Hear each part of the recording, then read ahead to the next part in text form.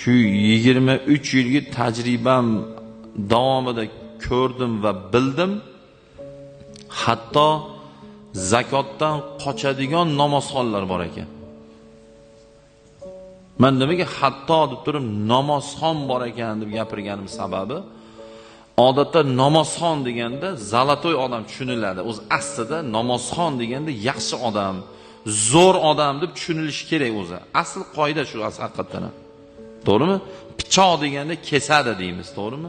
Qalampir achchiq tushuniladi. Tamom, qalampirmi achchiq bo'lishi kerak. Pichoqmi kesish kerak. Suynir bo'lmasligi kerak. Pichoq bo'ldi, все, kesish kerak. Shuni singari namozxon dedimi?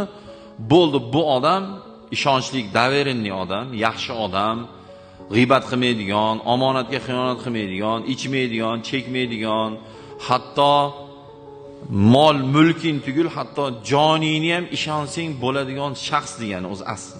Musulmon Allohga sajda qiladigan odam deganda shuni tushunish kerak.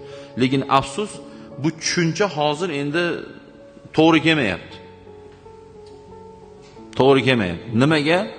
Allohga sajda qilib bir kunda, bir haftada bir jumaga chiqib emas, bir kunda 5 mahal Allohga sajda qilib,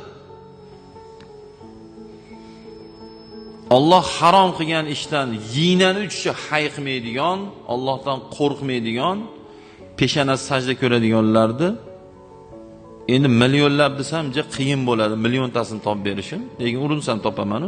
Lekin minglab bor, minglab to'li yotibdi. Men bu bilganim, meni bilganim bu. Meni bilganim. Yana qayta aytaman, peshonasi sajda ko'radi. Harom degan narsadan yinani uchicha hayiqmaydi. Birovni haqqidan hayiqmaydi. Birovni haqqiga tajovuz qilishdan qo'rqmaydi, g'iybatdan qo'rqmaydi, yolg'ondan qo'rqmaydi, aldovdan qo'rqmaydi. Vaholanki, yana qaytib aytaman, peshonasi 5 mahal sajda ko'radi. Shuning uchun men hatto namozxon bo'lib turib zakotdan qochadiganlarni men bilaman. Zakot bermaslikka harakat qilib, savolida ham shu narsaga zakot bermayman-a deb savol beradi. Beraman-a demaydi. Bermayman-a deydi.